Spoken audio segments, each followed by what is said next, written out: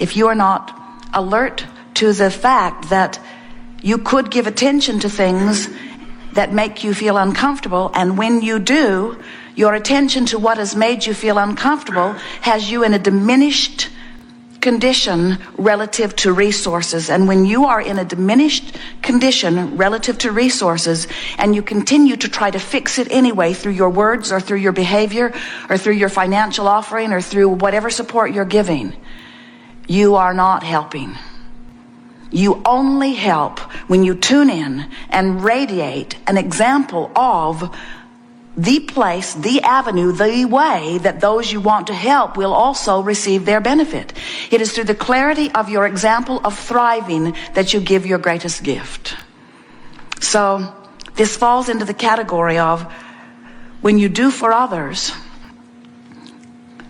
while they may think it was a good idea because you may have helped them out of an immediate bind, what you're actually saying in a stronger way is, I do this for you because I see you cannot do it for yourself. And that is the greatest diminishing understanding. When instead you see them in their diminished capacity, maybe they're sick, maybe they're broke, maybe they're ornery, maybe they're in trouble, maybe they feel defeated, maybe something has gone wrong, and they've confided in you and you are aware of it.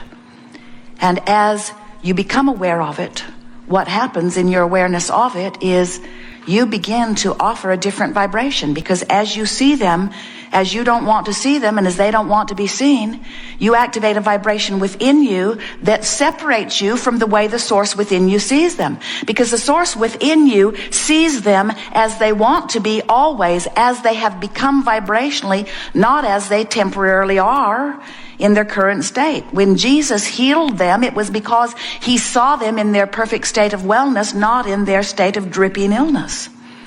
So when you see them in their diminished state, just by virtue of your attention to that and you're wanting to be there for them, you activate within yourself a vibration that's different from the vibration that the source within you is offering about the same subject, which means you use them as your excuse to pinch yourself off from who you are.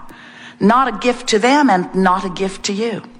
But in the process of your conversation with them, and we will say in the process of your step one conversation with them, you know what you don't want, so you know what you do want. You literally put a vibrational version of them, the new and improved version, because you've been privy to the conversation and the awareness of what's going on with them. You put a new and improved version of them in your vibrational escrow, a version that you now owe it to yourself and to them to live up to.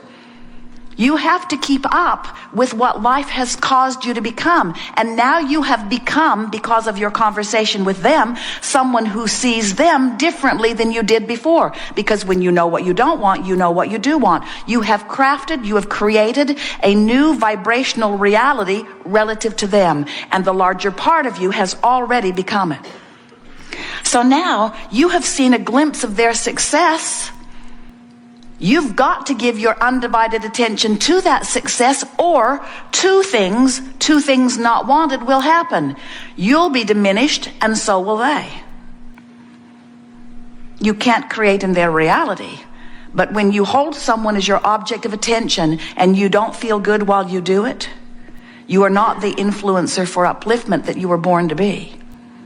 And law of attraction responds to whatever you're feeling. Haven't you ever walked into a room and known that there was a negative conversation going on about you before you walked in? Has that ever happened? You walked in, suddenly everybody stopped talking. And they had that, I just ate the canary smile on their face.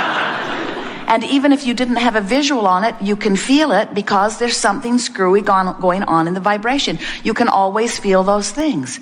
Have you ever walked into an environment where someone is loving you? Oh, what a nice feeling that is. So what we are getting at here is all day, every day, you have two options. And really, only two options about whatever the subject that's active within you is. Whether you're remembering the past or focusing upon something in your now or anticipating the future, you have two options. You can play it up to something that feels better or play it down to something that feels worse. You can't find the best feeling thought that you've ever thought about it, maybe in this moment, nor are you likely to find the worst feeling thought you've ever thought about it in this moment. You don't have access to that broad of a range because law of attraction doesn't give you access to that broad of a range. But you do have access to the thought that leans toward who you really are or the thought that leans away from who you really are. You do have the ability to lean into who you have become, which always feels better, or away from who you've become, which always feels worse. Those are your options.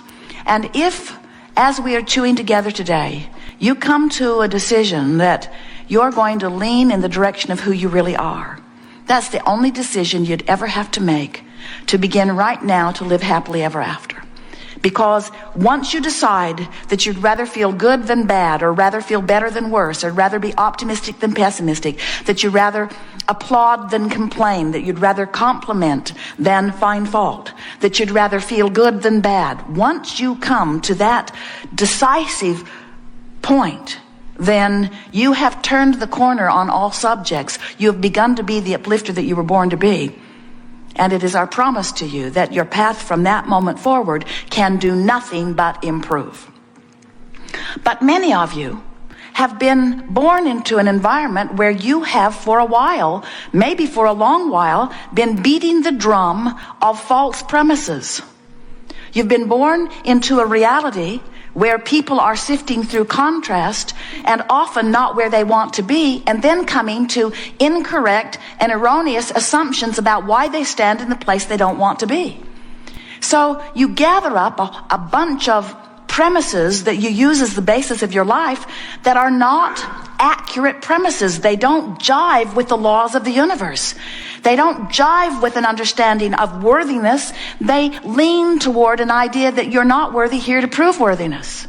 You have things such as, without pain there is no gain. That's a false premise. You say things like, it's better to give than to receive. Couldn't be more screwy. If you give before you have received, you have nothing to give. You will be depleted, you see. Then there's the chicken and the egg thing. That's another one. Let's see. There are several false premises that you try to adhere to or use as the basis of your experience that do not serve you. You say things like,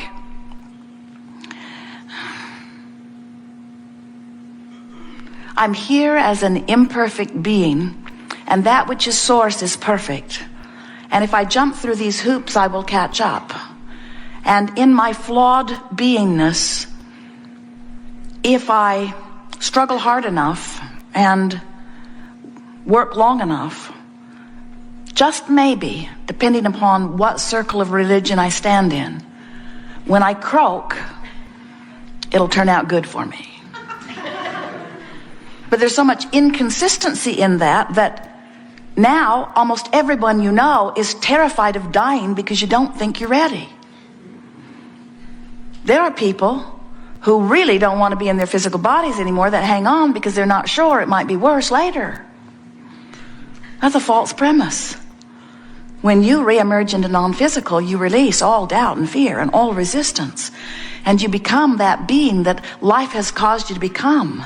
The exhilaration in releasing resistance cannot even begin to be described in your physical terms. What you call death experience, we call it croaking. We like to be as disrespectful of the idea of death and endedness as we can. Those are false premises that hinder your approach to life experience. There's another one. It's, I must face the truth. I must tell the truth. I must tell it like it is. I must give my undivided attention to what is right now. And in order to be honest, I must make sure that everyone who comes near me knows that I see it this way. How are you doing? Terrible. Did you get that job? No. I'm as broke as I was the last time you asked me. How's your relationship? Terrible. She's still mean to me every day. She makes me do stuff I don't want to do. How's your employer? Well, he hasn't been hit by that truck yet. I'm still working on that. In other words, there is this, oh well, we are exaggerating only slightly, because often you don't say those things because they're frowned upon. That's another false premise. You can feel things deeply, but as long as you don't say them out loud, it won't cause you any problem. Because it's only when you say them out loud that other people hear them and respond to them. Well, is that true? Or can you feel what was going on when you walked in the room? Can you keep vibrational secrets from others? Can you keep it from the universe? Can you keep the vibration that you're offering and the way you feel a secret from law of attraction that is responding to your vibration? You can't, can you? So there are so many false and screwy premises that people have been dabbling in, listening to, trying to conform to, and then when they don't get any kind of consistent results, then they assume the greatest false premise of all. I must not be worthy, because if I were worthy, things would be going better for me. And that one, oh, that's a killer. In other words, that's the one that cripples you the most. That self-deprecation, that feeling of not enoughness, that feeling of incapability, that feeling of powerlessness. Those feelings are the feelings that are the most representative of the powerlessness, which is the opposite of who you are. It is the greatest false premise of all.